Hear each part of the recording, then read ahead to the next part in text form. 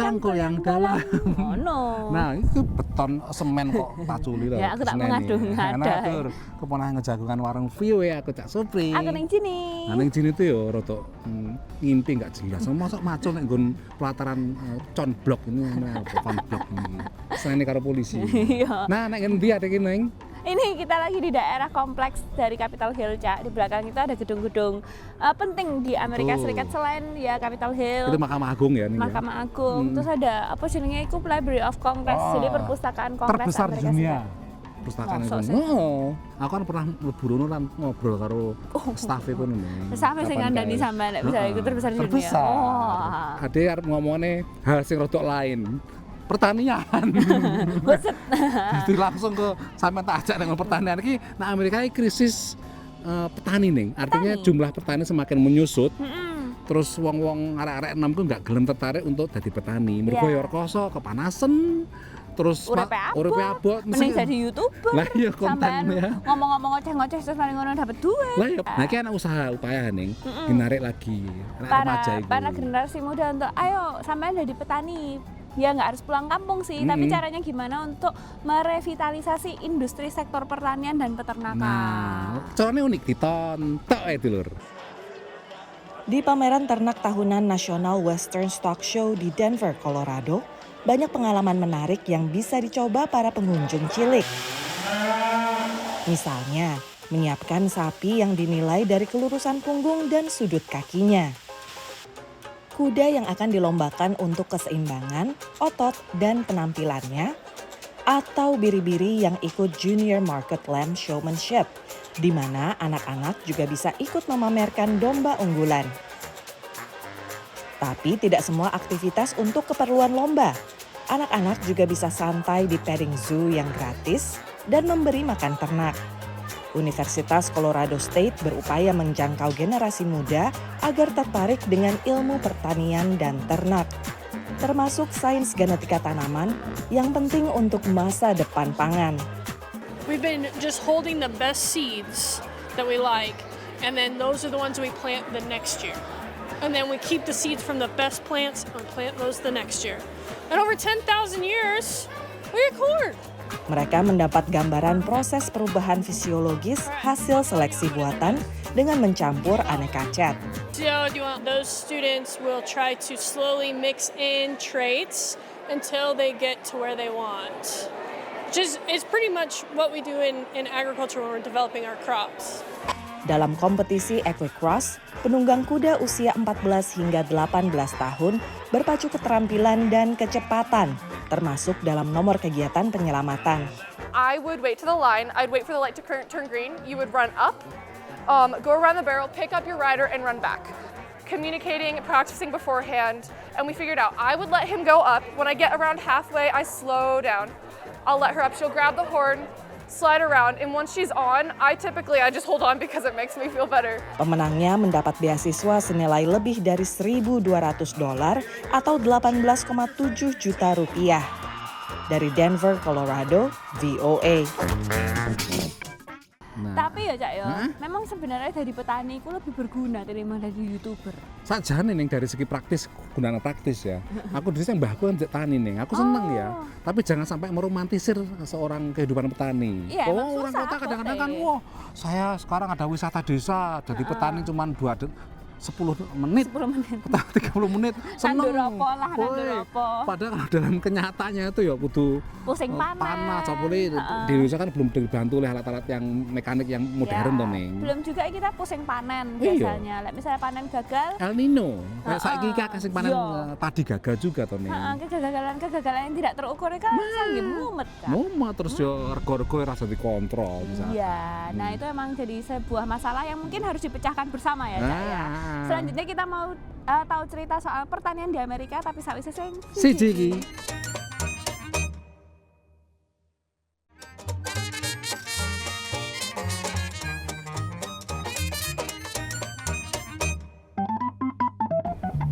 Ning, ya siji ne pertanian ini juga salah ning. Saiki itu variasinya itu ning. kan ya selama ini identik karo jenenge yo nek daerah desa, nek perkampungan, nek rural. Saiki jangan salah. Nek Amerika dan aku krungu yo nek mulai nek Jakarta barang ya, kota-kota Indonesia kan jenenge urban farm. Ya. Atau pertanian kota ning. Biasanya itu kayak di gedung masing-masing itu ono sepetak lahan, sepetak lahan yang dibuat jadi kebun. Kok dhuwur kono roof itu. Atau biasanya vertikal, Cak. Vertikal ya nek ini ya. Ya, itu menghemat menghemat ruangan tapi tetap bisa menghasilkan. Cuma masalahnya kadang juga itu pembangunan itu sangat masif ya, Cak ya. Sampai orang-orang yang bikin urban farming di kota pun tergusur. Nah, contohnya kan tahun 2006 ada penggusuran komunitas pertanian kota yang Indonesia Inggris nih. Tapi mereka tetap nggak menyerah. Terus dibongkar tanah. Terus pindah nih daerah pedesaan dengan sebuah lembah nih California, mengajarkan cara-cara tradisional bertani saya menghasilkan tanaman sing segar nih. Masa iso? Lah yo nyontone iso kok katane. Ya apa Cuk terlalu gumun sampean ditontok itu lur. Kota Los Angeles pernah memiliki kebun komunitas perkotaan terbesar di Amerika Serikat, di mana 300-an keluarga menanam makanan secara mandiri antara 1994 dan 2006. Namun South Central Farm digusur ketika lahan tersebut dijual oleh pemerintah kota dan petaninya diusir menuai amarah dari masyarakat setempat. Bekas lahan itu kini menjadi kawasan industri dan hanya ditandai dengan plakat ini. Carmen Gaspar pernah memiliki sebidang tanah di sana. The majority of people were retired and elderly. Also a lot of kids who could run freely in the garden and play. Also teenagers who were participating in farming instead of being on the street, risking getting involved with drugs. That place had so much potential. Kini, Carmen berkendara lebih dari 170 km setiap akhir pekan ke lahan dekat Bakersfield, California, tempat lembaga nirlaba South Central Farmers Health and Education Fund dibentuk oleh para petani yang digusur. Mereka menerima dana dari pemilik lahan setempat untuk membeli lahan seluas 32 hektar dan mengumpulkan dana untuk listrik dan air. Kakak beradik Angel dan Jesse Rodriguez menghabiskan hari Jumat dan Sabtu liburan musim panas mereka untuk belajar bertani di sini. Jesse yang berusia 13 tahun berharap dapat mengelola lahannya sendiri suatu hari nanti. I want to harvest like the stuff that I like eating, like watermelons and stuff. Yeah, watermelons is really my favorite. Bekerja sama dengan organisasi bantuan setempat, Farm to Power, koperasi ini menyediakan hasil bumi untuk dapur gratis setiap bulannya. Elliot Snow adalah salah satu sukarelawan. We make sure to buy all the produce from them. Like I said, they are very generous and they give us like probably 5 to 10 extra boxes each time we do a pantry because I think they like the work that we do and they want to like contribute as well. Ketika dibentuk 3 dekade lalu, kebun komunitas South Central Farm memberikan kesempatan bagi komunitas kurang beruntung untuk membeli produk segar dan menanam makanan mereka sendiri. Meski kebun itu telah digusur, semangat pemberdayaan dan kemandirian pangan kini berlanjut di San Joaquin Valley.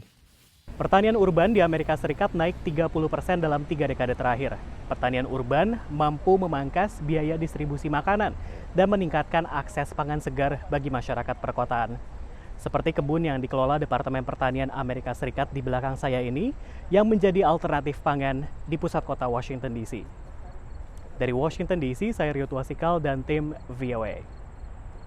Ya, kalau pertanian sing cilik-cilik itu mungkin nggak terlalu sengsara ini ya, nggak terlalu berkejabrak. Di Amerika secara umum nih ya, jadi yang kan bantuan alat-alat berat itu enak nih, jadi nggak perlu tenaga kerja sing akeh, ora perlu wong sing macul, sing ngresiki suket, kopi yang garu, sing luku dan sebagainya. Kabeh kadang-kadang ombo tapi wong loro telu cukup mergo dibantu karo alat. Lagi mang sing memang teknik-teknik tradisional nih. Iya, nah memang juga ya itulah menariknya bertani di Amerika Serikat itu banyak pengetahuan yang baru ya mungkin ya Cak, yang harus disalurkan teknologi transfer. Betul. Nah, Indonesia tuh dilema nanti kalau misalkan diperkenalkan secara masif mekanisasi pertanian, lah gue iso tergusur di jenis buru-buru tani ini. Nah itu harus dikasih ke yang lain. Iya betul. Nah Dulur, kita punya cerita lain ya juga antara menghubungkan pertanian di Indonesia dan di Amerika. Dengan toko-toko dengan kedai-kedai. Wah, ya tapi apa? Sawi seseng? Siji.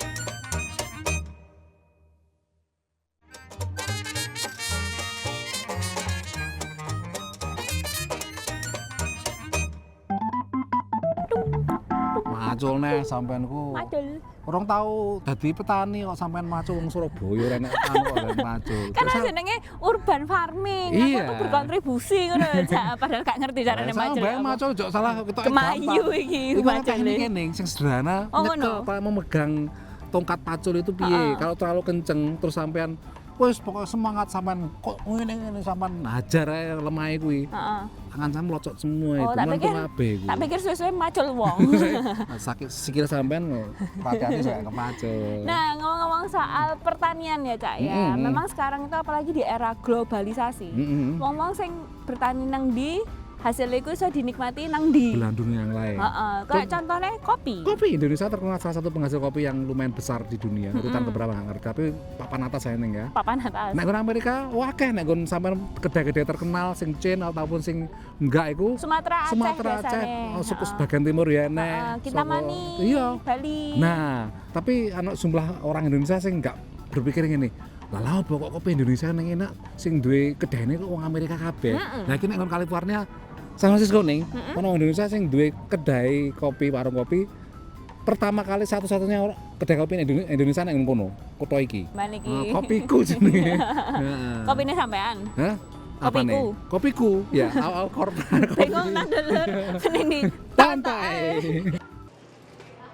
Pada awal pertama kali kita buka coffee shop ini, hari pertama kita cuman menghasilkan $100 hari itu.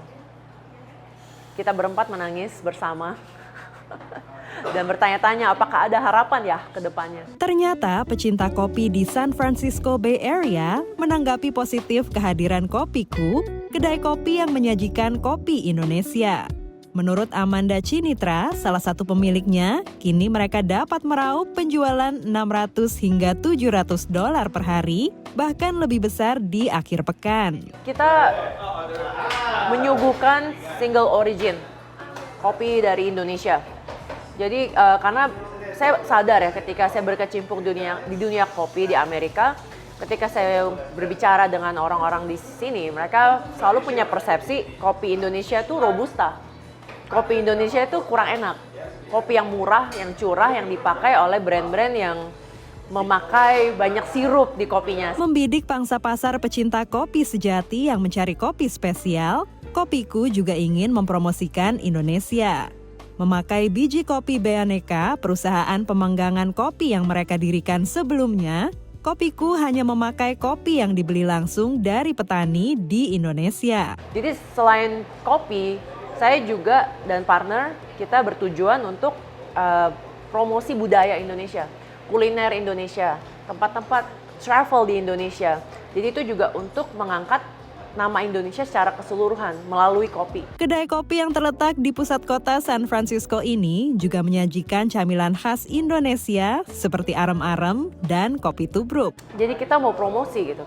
This is cara orang Indonesia minum kopi. Simple, nggak perlu mesin, air, dan kopi jebur. Yang juga berbeda, kopi yang ditawarkan tidak memakai banyak sirup. Mereka hanya memakai sirup gula aren dan pandan yang dibuat sendiri. Stephanie Lil, warga Amerika yang baru pertama mencoba kopi pandan, dibuat terkejut dengan rasanya. It's got that roasty, melty flavor that you want in a coffee.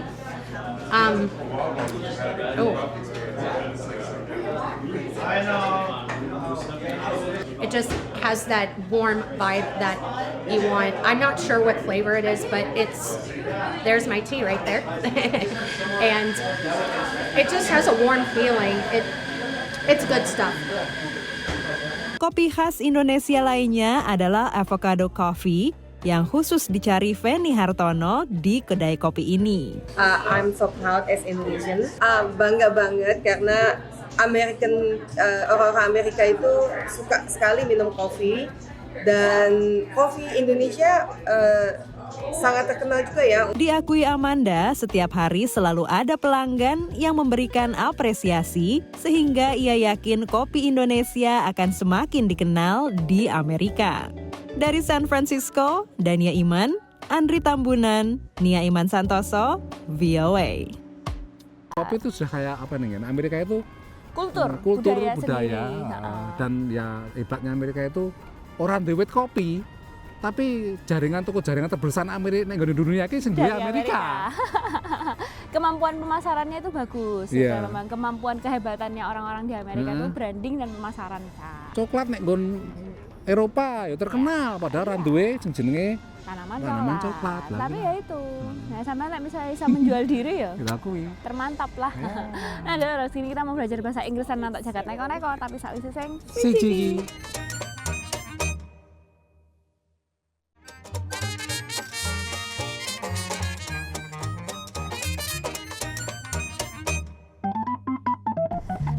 Soal kebijakan atau policy tentang pertanian di Amerika Serikat itu memang salah satu yang termasuk banyak ya Cak ya yang dia urus. Iya. Jadi meskipun sektor pertanian sumbangannya terhadap GDP Amerika itu cilik tapi itu dianggap penting dan jok salah pertanian Amerika untuk jenis subsidi wakil ning. Iya. Jadi petani didorong terus.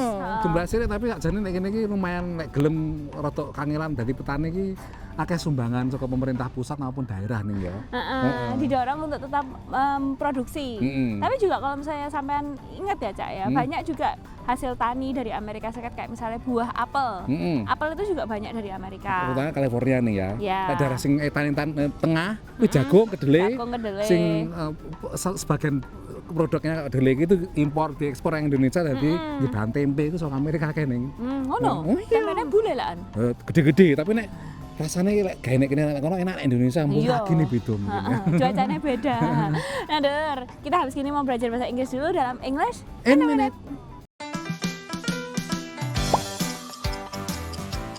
Welcome to English in a Minute.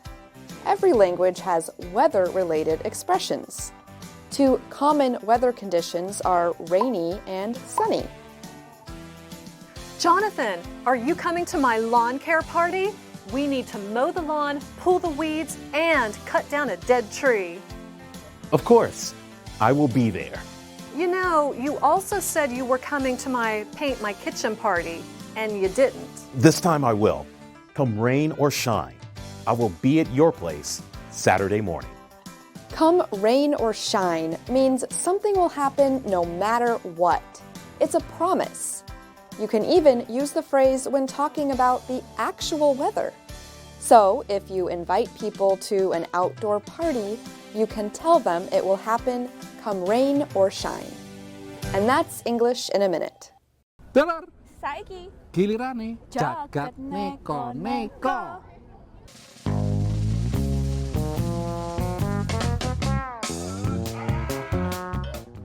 Gulat nang kereta.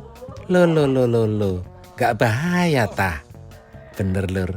Iki kedaden nang gerbong kereta cepet Jepang utawa Shinkansen jurusan Tokyo Nagoya kapan kae. Sakliane adegannya kegulu, pegulat loro Jepang profesional iki ya saling banting-membanting. Acara gulat nang gerbong kereta sing ana wasite iki dianakne mbare Asosiasi Gulat Profesional Jepang. Ternyata sambutan penumpang antusias. Tiket ludes kedol kabeh lan penumpang seneng mergo entuk hiburan sing biasane iso mung nonton TV utawa nang ring gulat. Lek nek penumpang sing ketendang ya wis dianggep apes lan iso nggo kenang-kenangan lur.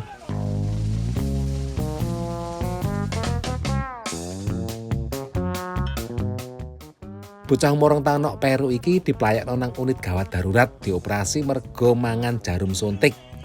Operasi berjalan lancar lan wulung dom sing mancep nang beberapa organ tubuh kasil ditokno. Jarene mboke, bocah iki kemungkinan mangan jarum suntik sapi pas dijak kerja nang peternakan. Kok iso nganti wulung jarum, mboke ya nggumun, ngerti-ngerti bocah wis nangis. Untunge sakwise operasi bocah ndang mari lan iso dijak guyon meneh. Lagi kita bakat dadi pemain debus menggelir.